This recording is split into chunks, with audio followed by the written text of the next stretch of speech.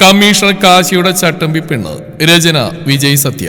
അവതരണം ഷാഹുൽ മലയിൽ. എഡിറ്റിംഗ് ഷെരീജ് പൂനൂർ. അമ്മേന്റെ കുഞ്ഞുനാളിലെ ഈ തറവാടിനെയും വാസുമാമനെ കുറിച്ചും ശ്രീദേവി അമ്മയെ കുറിച്ചൊക്കെ പറയാറുണ്ട്. അപ്പൊ എന്റെ മനസ്സിൽ ഈ തറവാടിനെ കുറിച്ച് എടുത്ത് താമസിക്കുന്ന നിങ്ങളെ കുറിച്ച് ഒരു ഏകദേശം രൂപമൊക്കെ വരും. അമ്മ മനസ്സിൽ വരച്ചിട്ട് അതേ രൂപം തന്നെയാ ഞാനിപ്പോ കാണുന്ന അമ്മായിക്കും. ആണോ? ശ്രീദേവി അമ്മായി ആശ്ചര്യം കൊണ്ട് ചോദിച്ചു. സത്യമ്മായി അതുപോലെ തന്നെയാ. കൗശിക അത് പറഞ്ഞ് ചിരിച്ചു. ശ്രീദേവി അമ്മായിക്ക് സന്തോഷം അടക്കാനായില്ല. അവരവരുടെ ചിരിയിൽ പങ്കുചേർന്നു. മോളിവിടെ ഇരിക്കും, ഞാൻ നല്ല സദ്യ ഉണ്ടാക്കാം. ആദ്യമായിട്ട് വന്നല്ലേ? അമ്മായി ഞാനിത് പോകുന്നില്ല, ഞാൻ ഒരു പഠനത്തിന്റെ ആവശ്യത്തിന് വന്നാ. ആണോ? എങ്കിലും അതിൽ വരെ സന്തോഷം എന്തുണ്ട്, ഞാൻ അമ്മയെ വിളിച്ചുതരാം. അതും പറഞ്ഞ് കൗശിക ഇടുക്കിയുള്ള തന്റെ അമ്മയെ വീഡിയോ കോൾ വിളിച്ചു. അമ്മ ഞാനിവിടെ എത്തി. ശ്രീദേവി അമ്മയെ കണ്ടു. പഴയ നാരിയെട്ടും മാനിയും അങ്ങനെ തന്നെയുണ്ട്, അതുകൊണ്ട് കണ്ടുപിടിക്കാൻ എളുപ്പമായി. ആണോ? എന്റെ ഈശ്വര, എവിടെ എന്റെ ശ്രീദേവി? ദേ ഇവിടെയുണ്ട് നിങ്ങളുടെ പുന്നാര നാത്തൂന്. ഇനി നിങ്ങളെ ചങ്ക് നാത്തൂനോട് സംസാരിച്ചോളൂ. അതും പറഞ്ഞ് കൗശിക ഫോൺ അമ്മായിയുടെ കയ്യിൽ കൊടുത്തു. പഴയ രണ്ട് ചങ്ങാതിമാരുടെ വർഷങ്ങൾക്ക് ശേഷമുള്ള പുനഃസമാഗമ കൺവെർസേഷൻ അതിശയവും അത്ഭുതവും അതിലേറെ കണ്ണീരിൽ കുതിർന്നതുമായിരുന്നു. ശ്രീദേവി അമ്മായി ഇവിടെ കരയുന്നു, അമ്മ അവിടെ കരയുന്നു. അതിനിടയിൽ പലതും ചോദിക്കുന്നു, വീണ്ടും കരയുന്നു. കണ്ടുനിന്ന കൗശികക്ക് പോലും കൺകോണിൽ കണ്ണീര് വലിച്ചിറങ്ങി. എല്ലാം കൂടി ആ പഴയ സ്നേഹബന്ധം പുതുക്കാൻ കിട്ടിയ അവസരം ഇരുവരും നന്നായി ഉപയോഗിച്ചു.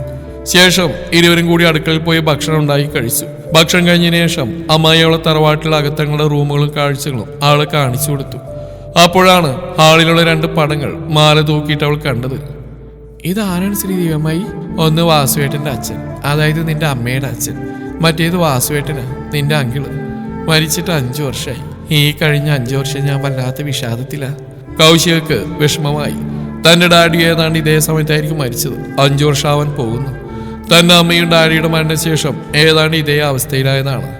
പക്ഷേ താനുള്ളതുകൊണ്ട് മാത്രം ആ ഒരു ദുഃഖമറിയിക്കാതെ അമ്മ എപ്പോഴും വഴക്കും ബഹളവും കുസൃതിയും കാണിച്ച് വിഷാദരോഗത്തിലേക്ക് പോവാതെ നോക്കുന്നു. സമയം 8 മണി കഴിഞ്ഞു. നൈറ്റ് ഷിഫ്റ്റിലുള്ള പോലീസുകാർക്ക് ചെയ്യേണ്ട ജോലിയെക്കുറിച്ച് പറഞ്ഞു കൊടുത്ത ശേഷം കാശിനാഥൻ സ്വയം വാഹനം ഓടിച്ച് വീട്ടിലേക്ക് എത്തി. കാർ പോർച്ചിൽ ഓരം ചേർന്നൊരു സ്കൂട്ടി പാർക്ക് ചെയ്തിരിക്കുന്നവന്റെ കണ്ണിൽപ്പെട്ടു. ഒന്നുകൂടി ശ്രദ്ധിച്ചപ്പോഴാണ് അതിന്റെ നമ്പറുകൾ തനിക്ക് പരിചയമുണ്ടല്ലോ എന്ന് തോന്നിയത്. ഇന്ന് രാവിലെ സ്റ്റേഷനിൽ കസ്റ്റഡിയിലെടുത്ത് വിട്ടയച്ച പെൺകുട്ടിയുടെ ആണല്ലോ ഈ സ്കൂട്ടി. കാശിനാഥനും വല്ലാത്ത ആശങ്ക തോന്നി. അവൻ വണ്ടി നിർത്തി പുറത്തിറങ്ങിയ ശേഷം ഡോറടിച്ച് വീട്ടിലേക്ക് നടന്നു. അങ്ങനെ വീട്ടുപടിക്കലെത്തിയപ്പോൾ TV ഒക്കെ അകത്ത് ഓണാക്കിയ ശബ്ദം കേൾക്കുന്നു. അമ്മ ആരോടോ സംസാരിക്കുന്നതിന്റെ ഒച്ചയും.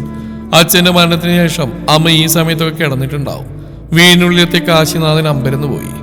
അമ്മയോടൊപ്പം ഇരുന്ന് TV കാണുന്ന ആ പെൺകുട്ടിയെ കണ്ടു. ഒന്നും മനസ്സിലായില്ല. കുറെ കാലമായി ഇത്രയും പ്രസരിപ്പോടെ അമ്മയെ കണ്ടിട്ടില്ല. പലയിടത്തും കൗൺസിലിങ്ങിന് കൊണ്ടുപോയതാണ്. എന്നിട്ടും പോലും മാറാത്ത വിഷമമായിരുന്നു അമ്മയുടെ മുഖത്ത്. ഇപ്പോൾ 1000 പൗർണമി വെച്ച് പോലെ തിളങ്ങിയാണ്.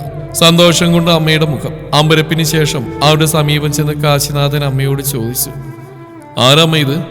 മോനെ, ഇതാണ് വിവാസുവിന്റെ മകള് കൗശിക. നമ്മൾ അന്വേഷിച്ചു വന്നാ ഇടുക്കിന്ന്. ഓ, ഇവളോ?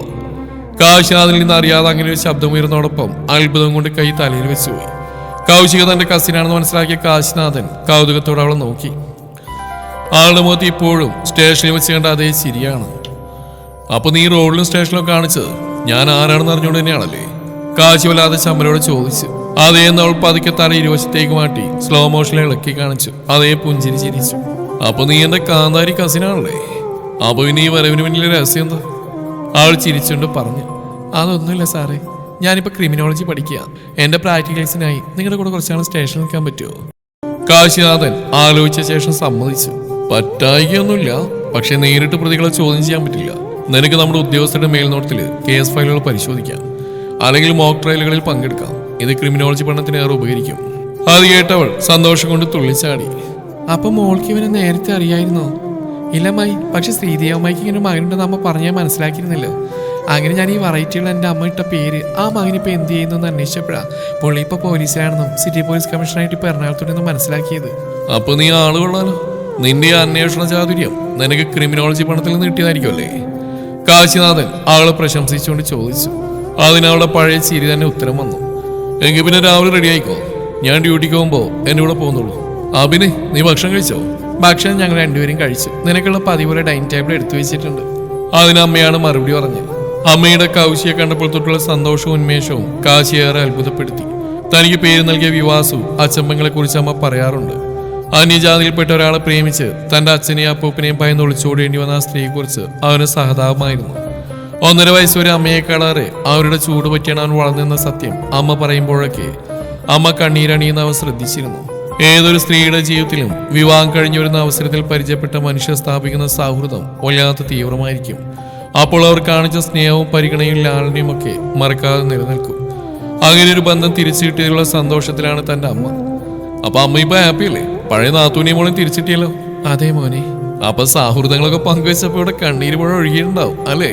കാശിനാഥം പറഞ്ഞ് ഇരുവരെയും മാറി മാറി നോക്കി പൊട്ടിച്ചിരിച്ചു. അതെ അതെ, ആകെ ശോകായിരുന്നു സീന്. കൗശിക പൊട്ടിച്ചിരിച്ചുകൊണ്ട് പറഞ്ഞ് കൂട്ടിച്ചേർത്തു. പിറ്റേന്ന് കാശിനാഥൻ കൗശികയും കൊണ്ട് സ്റ്റേഷനിലെത്തി. കാശി വണ്ടി നിർത്തി ഡോർ തുറന്ന് പുറത്തിറങ്ങി ആളെയും കൂടി സ്റ്റേഷനിലേക്ക് നടന്നു. ഇയാൾക്ക് തെറ്റിട്ട് കേടാ. നേണ്ട ആ പെണ്ണിനെ വീണ്ടും വിളിച്ചോണ്ട് വരുന്നു. അതൊരു പൊട്ടത്തി കുട്ടിയാ. ചുമ്മാ ഒരു കുസൃതി കാണിച്ച എത്രയും ശിക്ഷിക്കണം. ചില നേരത്തെ കാശിനാഥന്റെ പ്രവൃത്തി കാണുമ്പോ ഭ്രാന്താണ് തോന്നും അല്ലേ? കൗശികയും കൂട്ടി സ്റ്റേഷനിലേക്ക് നടന്നു വരുന്ന കാശിനാഥനെ കണ്ടപ്പോൾ വനിതാ പോലീസുകാർ പരസ്പരം അടക്കം പറഞ്ഞ് ചിരിച്ചു. അടുത്തെത്തിയപ്പോൾ എല്ലാവരും കാശിനാഥൻ കമ്മീഷണർ സല്യൂട്ട് അടിച്ചു. കാശിനാഥ് കൗശികയെ ഒരു പ്രതിയെ ചോദ്യം ചെയ്യുന്ന മുറിയിലേക്ക് കൂട്ടിക്കൊണ്ടുപോയി. ഈശ്വര, ഇനി ഈ പെൺകുട്ടിയെ ചോദ്യം ചെയ്യാനുണ്ടോ? സ്റ്റേഷനിലെ പോലീസുകാർ അത്ഭുതം കൂറി. കൗശിക ഇവിടെ ഇരുന്നോ? പ്രതിയെ പോലീസുകാരൻ ചോദ്യം ചെയ്യുന്നൊക്കെ ശ്രദ്ധിച്ചോ? അവിടെ ഇരുന്ന് അവൾ ചോദ്യം ചെയ്യാൻ ശ്രദ്ധിച്ചു. പ്രതി കാര്യങ്ങൾ മറച്ചുപിടിക്കാൻ ശ്രമിക്കുന്ന കണ്ടപ്പോൾ അവൾക്കൊരു സംശയം തോന്നി. അവൾ പതുക്കെ, സാറേ, അയാളുടെ ശരീരഭാഷ കാണുമ്പോൾ കള്ളം പറയുന്നിട്ടാണ് തോന്നുന്നത്. ആ ചോദ്യം ഒന്നുകൂടി ചോദിച്ചു നോക്കൂ എന്ന് പറഞ്ഞു. ഹെഡ് കോൺസ്റ്റബിളിന് അതത്ര രുചിച്ചില്ല. പെൺകുട്ടിയോട് എതിർത്ത് പറയണമെന്നുണ്ടെങ്കിലും കാശിനാഥ് സാർ കൊണ്ടുവന്ന ആളായതുകൊണ്ട് അയാൾ ചോദ്യം വീണ്ടും ആവർത്തിച്ച് ചോദിച്ചു. ആ കോൺസ്റ്റബിളിന് രണ്ടാമത്തെ ചോദ്യത്തിൽ പ്രതി ശരിയായ ഉത്തരം പറഞ്ഞു. ചോദ്യം ചെയ്യൽ പ്രതികൾ കളവുറുമ്പോഴേക്ക് കൗശിക അവരുടെ ശരീരഭാഷയും മുഖഭാവവും നോക്കി അത് കള്ളമാണെന്ന് തിരിച്ചറിഞ്ഞു. ഒടുവിലൊരു നിർണായക ചോദ്യത്തിന് പ്രതി വലിയൊരു കളവ് പറഞ്ഞപ്പോൾ കൗശികക്ക് ദേഷ്യം അടക്കാനായില്ല. ആൾ പ്രതിയുടെ കാരണത്തോടണം പൊട്ടിക്കുന്നു. ഇത് കണ്ടും കാശിനാഥ് ഇടപെട്ടു.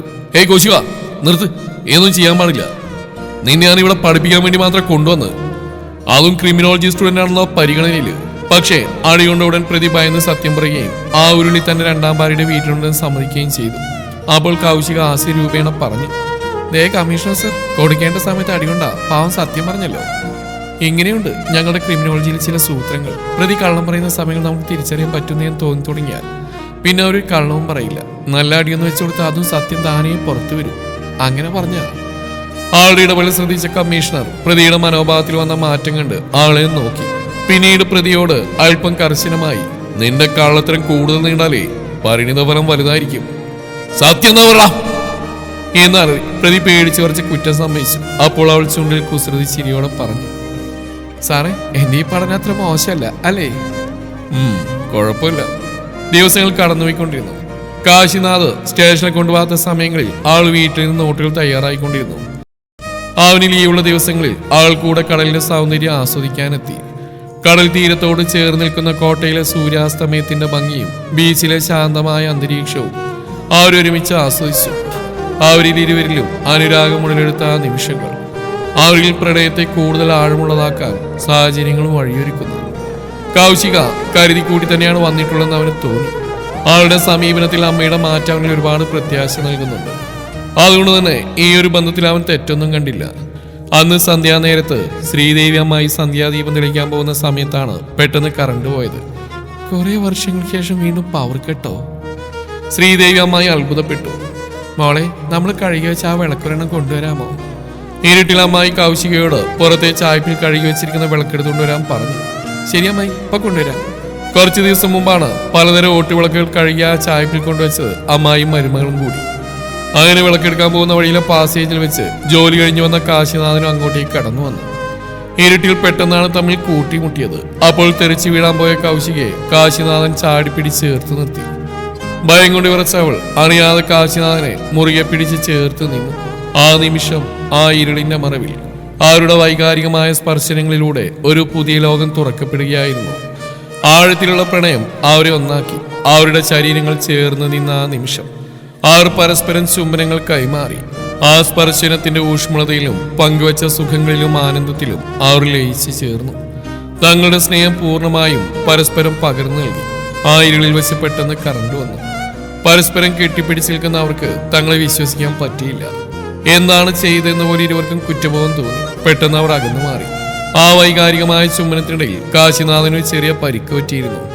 അവന്റെ ആദരത്തിൽ ഒരു ചെറിയ മുറിവ് വീഴുകയും അതിൽ നിന്നും ചെറിയൊരു നീറ്റൽ അനുഭവപ്പെടുകയും ചെയ്തു. രാത്രി ഭക്ഷണം കഴിക്കുമ്പോൾ അത് പ്രകടിപ്പിച്ച കാശിയോട് കൗശിക എന്തു പറ്റിയെന്ന് ആംഗ്യഭാഷയിൽ ചോദിച്ചു. ആ ചെറിയ നീറ്റലും ഒന്നും മിണ്ടാതെ അവൻ കൗശികയെ നോക്കി കണ്ണിറുക്കി ചിരിച്ചു. തുടർന്ന് കൗശികയോട് പതുക്കെ പറഞ്ഞു, ഇതിന് ഞാൻ നിനക്ക് വെച്ചിരുന്നു കേട്ടോ.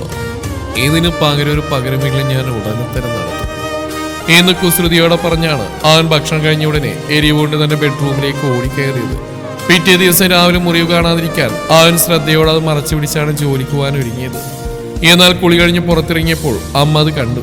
അമ്മ ചോദിച്ചു, എന്താടാ നിന്റെ ചുണ്ടിന് പറ്റിയത്? പെട്ടെന്ന് എന്തു പറയണമെന്നറിയാതെ പകച്ചുപോയ കാശിനാഥൻ പിന്നീടൊന്ന് ചിന്തിച്ച് ചുണ്ട് പൊക്കി പിടിച്ചുകൊണ്ട് പറഞ്ഞു, അത് ഇന്നലെ രാത്രി ചിക്കൻ കഴിക്കുന്നതിനിടയിൽ അബദ്ധത്തിൽ പറ്റിയതമ്മേ. പെട്ടെന്ന് ചുണ്ട് കടിച്ചു പോയി. ചിക്കൻ കണ്ടാ പിന്നെ നിനക്ക് ആർത്തിയാണല്ലോ. അങ്ങനെ അവൻ ആ കാര്യം സമർത്ഥമായി ഒളിപ്പിച്ചു. അങ്ങനെ കാശിനാഥൻ ജോലിക്ക് പോകാൻ ഇറങ്ങിയ നേരം കൗശിക പൂന്തോട്ടത്തിലെ ചെടികൾക്ക് വെള്ളമൊഴിച്ചുകൊണ്ട് പുറത്തു നിൽക്കുകയായിരുന്നു. ഇന്നലത്തെ ചുംബനം സമ്മാനിച്ച നീരും വീക്കവും കാശിനാഥന്റെ ചുണ്ടിൽ പ്രകടമായിരുന്നു. അത് കൗശിക കാണാതിരിക്കാൻ അവൻ തന്നെ മനോഹരമായ മീശയെ ഒന്നുകൂടി തടവി ആ മുറിവ് മറക്കാൻ ശ്രമിച്ചുകൊണ്ടാണ് നടന്നുപോയത്.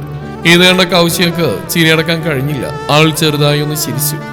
അത് കണ്ട കാശിനാഥൻ ഒരു വികൃതി പുഞ്ചിരിയോടെ കയ്യാൽ ആംഗ്യം കാണിച്ചു. ഇതിന് വൈകുന്നേരം ഇതിന് ഞാൻ പകരം വീട്ടിക്കൊള്ളാമെന്നായിരുന്നു അർത്ഥം. അതുകൊണ്ട് അവളൊന്ന് ചിരിച്ചെങ്കിലും പെട്ടെന്ന് അവൾക്കൊരു ചെറിയ പേടിയും ടെൻഷനും തോന്നി തുടങ്ങി. അയ്യോ, വൈകുന്നേരം എന്തായിരിക്കും സംഭവിക്കുക? ഇതിന്റെ പകരം വീട്ടിൽ ഏത് വിധത്തിലായിരിക്കും? ഇന്നലെ രാത്രിയുണ്ട് പകരം വീട്ടെന്ന് പറയുന്നു, ഇപ്പോഴും നിർത്തിയിട്ടില്ല. അവനെന്റെ എവിടെയായിരിക്കും കടിക്കുക? തുടങ്ങിയ ചിന്തകൾ അവളുടെ മനസ്സിൽ നിറഞ്ഞു. അങ്ങനെ അന്ന് രാത്രി കാശിനാഥൻ പതിയിലേറെ വൈകിയാണ് വീട്ടിലെത്തിയത്. സമയം 10 മണിയൊക്കെ കഴിഞ്ഞിരുന്നു. കൗശികയാണെങ്കിൽ ഹിന്ദി പാട്ട് കേട്ട് റിമോട്ട് കയ്യിൽ പിടിച്ച് ഹാളിലെ സോഫയിൽ മയക്കത്തിൽ ഉറങ്ങിയായിരുന്നു. കാശിനാഥൻ അവളെ വിളിക്കാനായി അടുത്തിയെന്നപ്പോൾ ഇന്നലത്തെ കടി കൊടുത്തതിന് പകരം വീട്ടാനായി അവളുടെ ചെവിയിൽ പതുക്കെ ഒന്ന് കടിച്ചു. പെട്ടെന്നുള്ള ആ ചെറിയ കടിയിൽ കൗശിക ഞെട്ടിയുണർന്നു. എന്താണ് സംഭവിക്കുന്നതെന്ന് മനസ്സിലാക്കും മുമ്പേ കണ്ണു തുറന്ന് അവൾ കാശിനാഥന്റെ മുഖത്തിന് വളരെ അടുത്തെത്തിയിരുന്നു. ആ നിമിഷം വാക്കുകൾക്ക് അതീതമായി അവരുടെ ചുണ്ടുകൾ ഒന്നായി ചേർന്നു. ആ ചുംബനം അത്രമാത്രം ഊഷ്മളവും മനോഹരവുമായിരുന്നു. ഒടുവിൽ അവിടെ അവധിക്കാലം കഴിഞ്ഞ് തിരികെ പോകാനുള്ള സമയമെത്തി. യാത്ര പറയുന്ന ആ നിമിഷം രണ്ടുപേരുടെയും കണ്ണുകൾ നിറഞ്ഞു. അവൾ തന്റെ ഫോൺ നമ്പർ ചെറിയ കടലാസിൽ കാശിനാഥന്റെ ഉള്ളം കയ്യിൽ വെച്ചു കൊടുത്തു. ഓർമ്മിക്കുക, ഞാൻ എപ്പോഴും വിളിക്കും എന്ന് അവൾ വിതുമ്പിക്കൊണ്ട് പറഞ്ഞു. കാശിനാഥൻ അവൾ ചേർത്ത് പിടിച്ചുകൊണ്ട്, തീർച്ചയായിട്ടും വിളിക്കണം, ഞാൻ കാത്തിരിക്കും എന്ന് പതുക്കെ പറഞ്ഞു. കൗശിക പോയതോടെ കാശിനാഥന്റെ ശ്രീദേവി അമ്മ പഴയ വിഷാദത്തിലേക്ക് മടങ്ങിപ്പോയി. അത് കണ്ടപ്പോൾ അവന് വല്ലാത്ത വിഷമമായി. കാരണം കൗശിക തന്റെയും മനസ്സിൽ പ്രണയത്തിന്റെ മനോഹരമായ അനുഭവങ്ങൾ നിറച്ചിട്ടാണ് പോയത്. ആളെക്കുറിച്ച് ഓർത്ത് അമ്മയെ പോലെ താനും വിഷാദത്തിലേക്ക് പോകുമോ എന്നവൻ ഭയപ്പെടാൻ തുടങ്ങി. ജോലി കഴിഞ്ഞെത്തുന്ന മകനും തന്നെ പോലെ ഉന്മേഷം നഷ്ടപ്പെട്ടവനെ പോലെ ഇരിപ്പും കിടപ്പുമായപ്പോൾ അവർക്ക് ഭയമായി. എന്നാൽ ശ്രീദേവി അമ്മ പിന്നീട് അങ്ങനെ കിടക്കാൻ കൂട്ടാക്കിയില്ല. തന്റെ കയ്യിൽ വിവാസുവിന്റെയും കൗശികയുടെയും ഫോൺ നമ്പർ ഉണ്ടല്ലോ, പിന്നെ താനെന്തിനാണ് വിഷാദിക്കുന്നതെന്ന് ചിന്തിച്ച അമ്മ അവരെ വിളിക്കാൻ തീരുമാനിച്ചു. അങ്ങനെ അവരെ വിളിച്ച് തറവാട്ടിലേക്ക് വരാൻ പറഞ്ഞു. അങ്ങനെ വർഷങ്ങൾക്ക് ശേഷം വിവാസു തന്റെ മകളെയും കൂട്ടി തന്റെ പഴയ തറവാട്ടിലേക്ക് എത്തി. അവരുടെ സമാഗമം കണ്ണീരിൽ ആറാടിയിട്ട് പിന്നെ സന്തോഷവുമായി. അതിനുശേഷം ശ്രീദേവി അമ്മായി തന്റെ നാത്തൂൻ വിവാസുവിനോട് കൗശികയുടെയും കാശിനാഥന്റെയും വിവാഹക്കാര്യം പറഞ്ഞു.